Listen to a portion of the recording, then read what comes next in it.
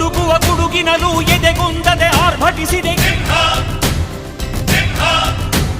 ಸಿಡಿಸಿಡಿಯುವ ಸಿಡಿಲಿನಲ್ಲೂ ಅಂಜದೆಯೇ ಗರ್ಜಿಸಿದೆ.